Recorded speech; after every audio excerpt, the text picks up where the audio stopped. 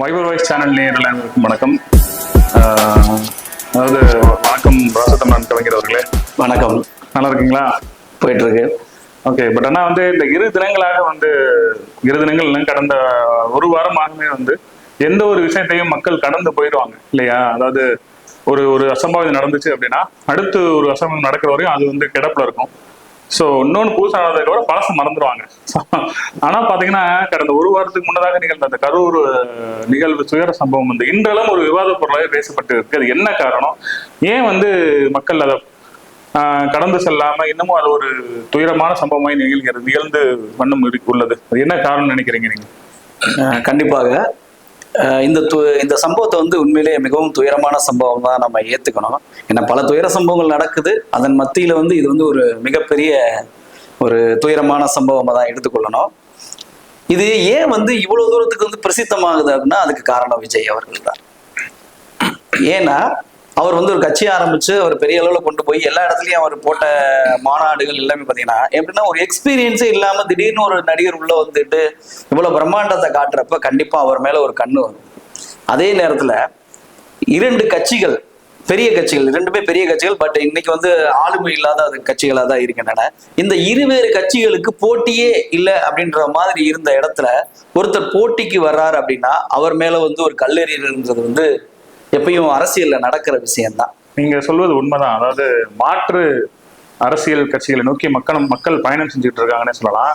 அதாவது எவ்வளவோ சிறு சிறு கட்சிகள் இருந்தாலும், மூன்றாவது இடத்துக்கு வரப்பட்ட நாம் தமிழர் கட்சிகள் கூட இருந்தாலும் தற்போது விஜய் அவர்கள் ஒரு அசுர வேகத்துல வளர்ந்துகிட்டு இருக்காருன்னு சொல்லலாம். ஏன்னா இப்போ கடந்த நடக்கவிருக்கின்ற 2020 சட்டமன்ற தேர்தல் விஜயை நோக்கி அரசியல் நகர்கிறதோ என்ற ஒரு ப்ரொஜெக்ட் பண்ற மாதிரி தெரியுது. இல்ல, கட்டாயமாக திரு விஜய் அவர்களது தமிழக வெற்றி கழகமானது இன்று ஒரு பேசுபொருளாகவே மாறிவிட்டது. எல்லா கட்சிகளுக்குமே இந்த கட்சி ஒரு பெரிய போட்டியாகவும் இருக்கும்ன்ற பட்சத்துல எல்லாருமே கொஞ்சம் ஒரு எதிர்கட்சிகளும் சரி, இதற்கு அப்பாற்பட்டு இருக்கின்ற ஆளும் கட்சியும் சரி ஒரு சில விஷயங்கள்ல பயப்படதான் செய்யற மாதிரி தோணுது. இன்னொன்னு பாத்தீங்க அப்படின்னா இந்த விஷயம் நடக்கிறதுக்கு யார் காரணம் அப்படின்றது, இந்த பூனைக்கு யார் மணி கட்டுவது என்பது போலன்ற ஒரு விஷயம் இங்க நடந்திருக்கு. கரூர் சம்பவம் சொல்றேன். கண்டிப்பா கரூர் சம்பவம் எடுத்துக்கிட்டோம். ஏன்னா இதுக்கு மேல எல்லாம் நிறைய விஷயங்கள்லாம் நடந்திருக்குது. இப்ப கடந்த காலத்துல பாத்தீங்கன்னா அதிமுக திரு செல்வி ஜெயலலிதா அம்மா இருக்காங்களே, புரட்சி தலைவி, அவங்க காலத்துல கூட பாத்தீங்கன்னா மகாமகத்துல இதே மாதிரி பிரச்சனை நடந்தது.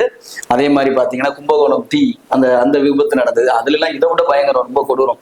இதுவாச்சும் தானா சேர்ந்து கூட்டம் அப்படின்னு சொல்லலாம். அதெல்லாம் ஆட்டோமேட்டிக்கா நடந்தது. அதுக்கடுத்து பாத்தீங்கன்னா இந்த திராவிட முன்னேற்ற கழக ஆட்சியிலுமே இந்த ஒரு விஷயம் நடந்தது. கள்ளக்குறிச்சியில விசச்சாராயம் அறிந்து 40 பேர்கிட்ட அவங்க இறந்து போனாங்க.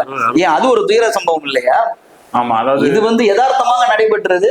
ஆனால் அதெல்லாம் பாத்தீங்கன்னாலே ரொம்ப ஒரு கொடுமையான விஷயம் தானே. சொல்வது போல அனைத்தும் துயர சம்பவங்கள் தான். அது எப்படி அரசு முன்னெடுத்து அதுக்கு தீர்வு சொல்லுதுன்றதுதான் ஒரு மிகப்பெரிய கேள்விக்குறியா இருக்கிறது. கண்டிப்பாக ஒரு சாரார் விஜய் அவர்கள் குறை சொல்றாங்க, ஒரு சாரார் என்ன சொல்றாங்க, ஆளுங்கட்சி திராவிட முன்னேற்ற கழகத்தின் கூட்டு சதி அப்படின்ற மாதிரி சொல்றாங்க. ஒரு சாரார் என்ன சொல்றாங்க, மக்கள் மேலதான் தப்பு, அவங்க கூப்பிட்டாங்கன்னா உங்களுக்கு என்ன போச்சு, குழந்தைகளை தூக்கிட்டு எதுக்கு நீங்க ஓடுறீங்க அப்படின்ற மாதிரி கேட்கிறாங்க. இது மூணுமே நம்ம கருத்துக்கு எடுத்துக்கிட்டாலுமே மிகப்பெரிய தாக்கத்தை ஏற்படுத்தினது என்னன்னு கேட்டீங்கன்னா அரசு தான் பொறுப்பேற்க வேண்டும். இல்ல, அது ரைட்டு. நீங்க சொல்வது போல இந்த அரசு பொறுப்பு அனைத்தையும் ஏற்றுக்கொள்ள முடியாது. ரெஸ்பான்சிபிலிட்டி அப்படின்னு பார்த்தோம் அப்படின்னா அந்த கூட்டத்தை நடத்துறவங்களுக்கும் எவ்வளவு ரெஸ்பான்சிபிலிட்டி இருக்கோ அதே equal responsibility to the government also அவங்களுக்கு இருக்கு இல்லையா? அதாவது இல்ல, நான் நீங்க சொல்றத நான் ஏத்துக்கிறேன். நான் இல்ல ஈக்குவல் ரெஸ்பான்சிபிலிட்டி இருக்கு, நான் இல்லைன்னு சொல்ல வரல. அவங்க இவ்வளவு ஒரு கூட்டம் வருதுன்னு சொல்றதுக்கு முன்னெச்சரிக்கை ஏற்பாடாகவே பாத்தீங்க அப்படின்னா அவங்க மனு கொடுக்குறாங்கன்னா அந்த மனுவை நீங்க பரிசீலிக்கணும்.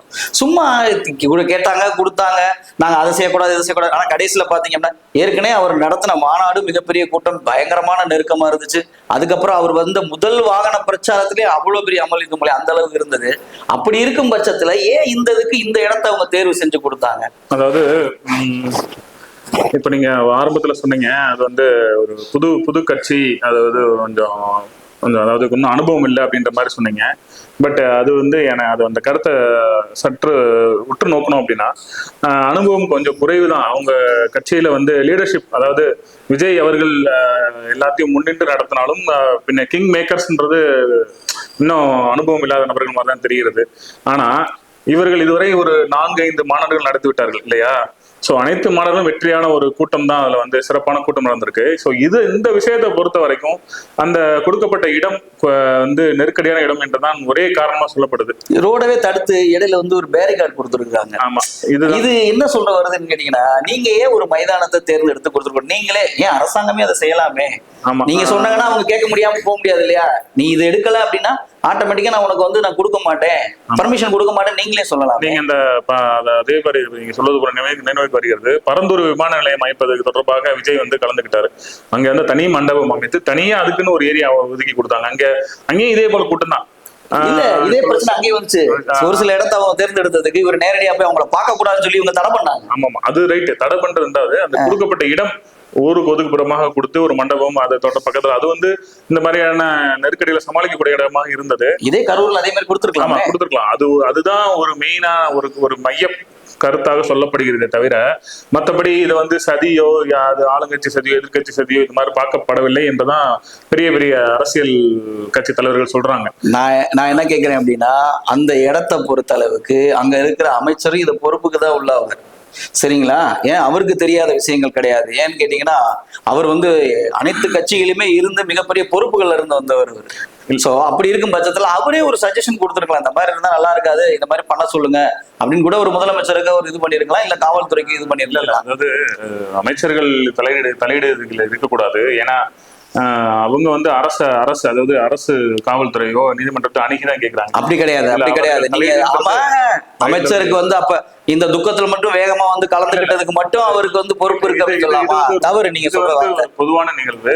அதாவது கொள்கை முடிவெடுக்கிறதுல வந்து காவல்துறையும் நீதிமன்றம் தான் இருக்கு. நான் சொல்றது அவரு முடிவெடுக்க சொல்லல, நான் முடிவெடுக்க சொல்லல, அவர் சஜஷன். எடுத்துக்கிட்டீங்க அப்படின்னா, இப்போ வந்து அமைச்சர் தலையீடு இருந்துச்சு அப்படின்னா நீங்க என்ன சொல்லுவீங்க? இந்த அசம்பாவிதத்துக்கு பிறகு அமைச்சர் தான் சொன்னாருன்ற மாதிரி தான் தப்பு பண்றீங்க. அவர் அந்த ஏரியாவை நல்லா தெரிஞ்சவர், ஒரு ஃபெமிலியரான பர்சன், அவருக்கு தெரியும் எங்க எவ்வளவு கூட்டம் கூடுனா கரெக்டா இருக்கு. ஏன்னா அவங்க திராவிட முன்னேற்ற கழகத்தோட ஒரு இந்த மாநாடுன்னு நினைக்கிறேன், 30 விழான்னு நினைக்கிறேன். இந்த 30 விழாவை அங்க நடத்துனாங்க, அவ்வளவு அழகா நடத்துனாங்க. டீசெண்டா போயிட்டு டீசெண்டா வந்தாங்க. ஆனா டிராபிக் இல்லாம இருந்தது, டிராபிக்ல இருந்தது. ஏன்னா நான் போயிட்டு வந்தேன் அந்த இடத்துல. மெயினா வந்து ரைட், அதாவது நடந்து முடிந்து விட்டது. 40 உயிர்கள் அப்பாவி மக்கள் பலியாகி விட்டார்கள். இதற்கு வந்து அரசு நிவாரணம் வழங்கியுள்ளதாக செய்திகள் வருகிறது. இருந்தாலும் வந்து இனி வந்து இது போன்ற நிகழ்வு நடக்காத வண்ணம் அரசு வந்து சிறப்பாக செயல்படணும் தான் அனைவரோட கருத்தாகவும் இருக்கிறது அல்லவா? இல்ல, கருத்துக்கள் வந்து பலவிதமாக இருந்தாலும் இதற்கு கண்டிப்பாக அனைவருமே பொறுப்பேற்க வேண்டும். இனி இது மாதிரி நடக்கக்கூடாது அப்படின்னா நீங்க தான் அதுக்கான ஒரு கன்க்ளூஷனை தேடணும். அரசாங்கம் தான் இதுக்கு வந்து மிகப்பெரிய பொறுப்பாக செயல்பட்டு, நான் இது மாதிரி கொடுக்குறேன், எவ்வளவு கூட்டம் கூடுதுன்னு நீங்க சொல்றீங்கன்னா நான் ஒரு தனிப்பட்ட இடத்தை தான் நான் ஒதுக்குவேன்னு சொல்லி நீங்க ஒரு ரூல்ஸை போடுங்க. உங்க ரூல்ஸை கேட்காம அவங்களால எதுவுமே பண்ண முடியாது. ஏன்னா ஒபே பண்ணித்தான் ஆகணும். அவர் யாரா இருந்தா என்ன, விஜயா இருந்தா என்ன, அமெரிக்க அதிபர் ட்ரம்பா இருந்தா என்ன, அரசாங்கம் அங்க எடுக்கிற முடிவுக்கு எல்லாருமே கட்டுப்பட்டவங்க, காவல்துறைக்கு எல்லாருமே கட்டுப்பட்டவங்க. இவ்வளவு பெரிய விஷயம் நடக்குது அப்படின்னா இது வந்து அரசாங்கத்துக்கு மிகப்பெரிய ஒரு கெட்ட பேரை தான் ஏற்படுத்துமே தவிர ஒரு நல்ல பேரை ஏற்படுத்த வாய்ப்பே கிடையாது. இன்னைக்கு சொல்றாங்க முதலமைச்சர் அவ்வளவு பண்றாரு, இவ்வளவு பண்றாரு, அத்தை பண்றாரு, இதை பண்றாருன்னு சொல்றாங்க. ஆனா இது இவ்வளவு பெரிய மிக துயரமான, ஏன்னா இது 2வது தடவை நடக்குது. முதல் தடவை கள்ளக்குறிச்சியில் நடந்த அந்த கள்ளச்சாராய விசச்சாராய அருந்து இறந்தது, அதுவே ஒரு மிகப்பெரிய கரும்புள்ளி இந்த ஆட்சிக்கு. அடுத்தபடியா பாத்தீங்கன்னா இந்த 40 பேர் இறந்தது வந்து அது குழந்தைகள் அப்படின்றப்ப சென்டிமெண்டலா வந்து இந்த ஆட்சி மேல ஒரு தவறான விஷயத்தை ஏற்படுத்தும். அதுக்கு முழு பொறுப்பை ஏத்து இவங்க வந்து முதலமைச்சர் இன்னும் வந்து தன்னோட இரும்பு கரத்தை கொண்டு வந்து அவர் வந்து ஒரு ரூல்ஸ் வந்து ஃபாலோ பண்ணணும்னு நான் கேட்டுக்கிறேன். அதாவது முதல்வர் இரும்பு கரம் சொல்லிட்டீங்க, சரி ரைட். ஆல்ரெடி அவர் இரும்பு கரம் கொண்டுதான் 2 கரங்களை வைத்து ஆட்சி செஞ்சுட்டு இருக்காருன்னு அவரே பல இடங்கள்ல சொல்லியிருக்காரு.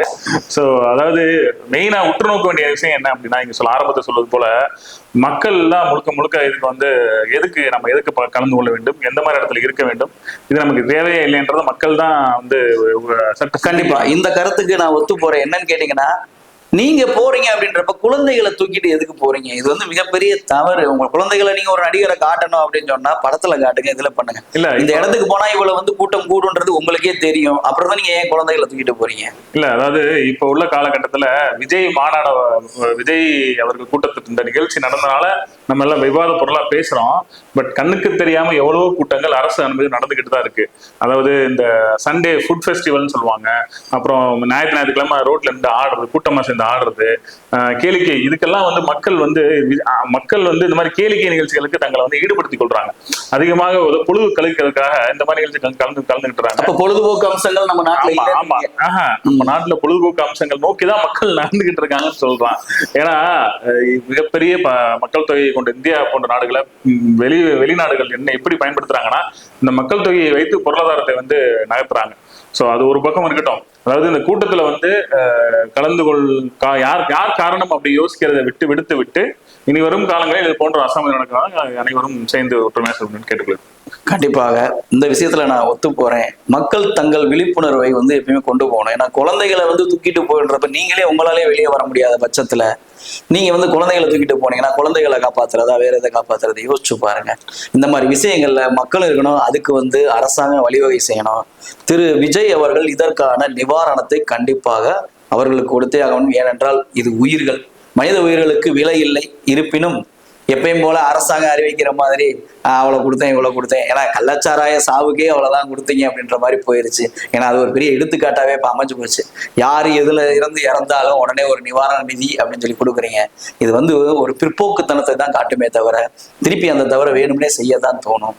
இந்த மாதிரி விஷயங்கள்ல வந்து அரசாங்கம் தன்னுடைய ரூல்ஸை வந்து ப்ராப்பரா ஒரு அழுத்தத்தோட வைக்கணும், மக்கள் மேல வைக்கணும். அதே மாதிரி வருகின்ற கட்சிகளும் சரி தங்களது கூட்டங்களை நடத்தும் பொழுது அதற்கான இடங்களை தேர்வு செய்தல் மிக கவனமாக இருக்க வேண்டும். அரசாங்கம் அதுக்கு முழு ஒத்துழைப்பு அளித்து காவல்துறை மேலும் அவர்களை ஒரு கவனமாக கண்காணித்து அதற்கு ஏற்றது போல் செய்வதை வேண்டும் என்பது என்னோட கருத்தா இருக்குது. நன்றி, வணக்கம். வைபர் வாய்ஸ் நிகழ்ச்சி யூடியூப் சேனல் நேயர்களுக்கு நன்றி.